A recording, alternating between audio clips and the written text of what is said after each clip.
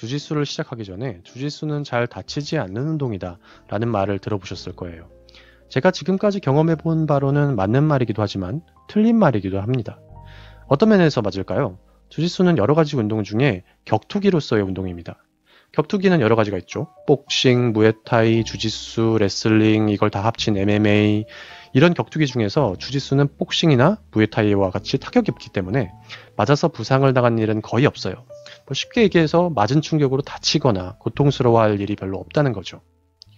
하지만 다른 측면에서 보면 주짓수는 여전히 격투기고 격투기 외의 운동과 비교를 해보면 항상 그렇지는 않지만 상대적으로 몸의 여러 부위를 다칠 가능성이 많은 것은 사실이죠. 특히 주짓수로 많이 다치는 건 관절이에요. 주짓수는 앞서 말씀드린 것처럼 타격은 없지만 마지막에 상대방의 항복, 탭을 받아내기 위한 기술인 조르기와 꺾기 기술이 있습니다. 여기서 꺾기, 상대방을 제압하고 이걸 막으려는 과정에서 관절을 다칠 수 있죠. 어떻게 보면은 안전장구를 갖추고 하는 타격기보다 주짓수를 하면서 관절은 더 쉽게 다칠 수도 있고요. 결국 주짓수는 일반적으로 봤을 때는 격투기이고 부대끼면서 하는 운동이기 때문에 잘 다치지 않는다라고 말하기는 어려운 것도 사실입니다. 그럼에도 불구하고 주짓수를 하면서 잘 다치지 않는 방법은 분명히 있습니다. 첫 번째로 스트레칭, 이건 가장 기본적인 건데 어떤 운동이든 가장 중요한 거죠. 운동 전에 꼭 하시고요. 다들 잘 아실 거기 때문에 이 정도로 말씀드리고요. 두 번째가 제가 자세하게 얘기하고 싶은 부분인데 한 단어로 말하면 마인드 컨트롤이에요. 이 마인드 컨트롤이라는 말에는 여러 가지 의미가 담겨 있는데 4가지 정도가 있는 것 같아요. 첫 번째, 지나친 승부욕을 갖고 운동하지 않는다. 두 번째, 내가 부족한 부분을 힘으로 채우려 하지 않는다. 세 번째, 상대가 나보다 기술이 좋을 때 이를 인정한다. 네 번째, 다칠 것 같다는 느낌이 들 때 바로 탭을 친다는 생각을 갖는다. 여기서 이것들을 제가 마인드 컨트롤이라고 한 건 그만큼 주짓수라는 운동을 하면서 이런 생각을 계속해서 갖고 운동해 나가기가 쉽지 않기 때문이에요. 왜냐하면 사람이라면 누구나 저 사람보다 잘하고 싶어, 이기고 싶어 라는 마음을 갖기 때문이죠. 물론 그런 마음이 잘못됐다는 건 아니에요. 운동을 하는 사람으로서 당연히 가지게 되는 마음이고 그런 마음이 운동을 하는 데 있어서 필요한 것도 사실이에요.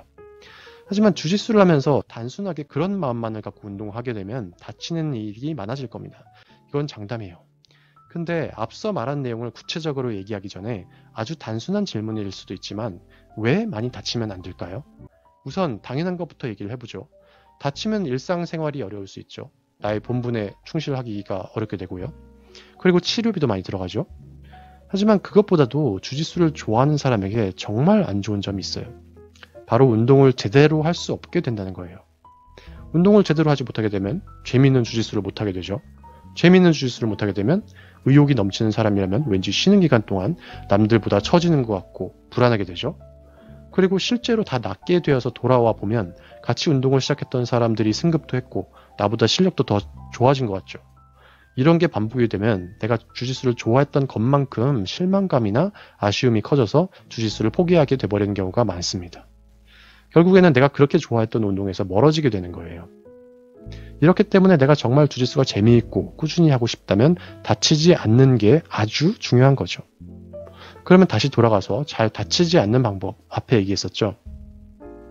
사실 이러한 마인드 컨트롤은 주짓수를 하면서 다치지 않기 위해 가져야 할 마음가짐이기도 하지만 이게 더 중요한 이유가 있어요.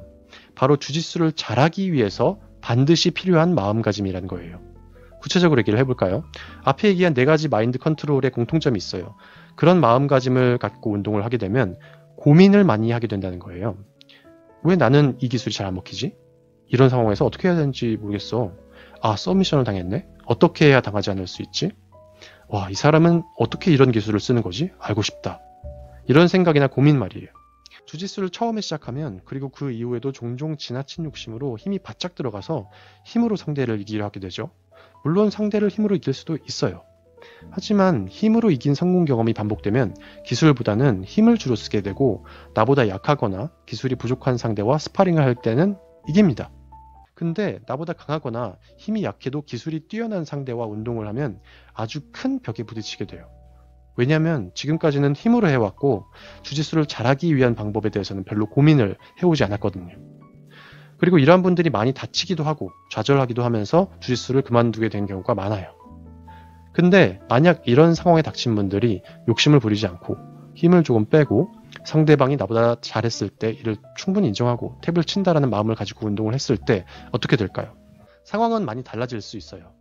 우선 전보다 불리한 상황에 더 많이 놓이게 되고 탭을 더 많이 치는 경우가 생길 거예요. 하지만 이때 실망을 하면 안 되고 그때가 바로 내가 주짓수를 더 잘 할 수 있게 되는 지점이에요. 내가 주짓수를 포기하지 않고 계속 즐기고 싶다는 마음만 있다면 고민하게 될 거예요. 어떻게 해야 하지?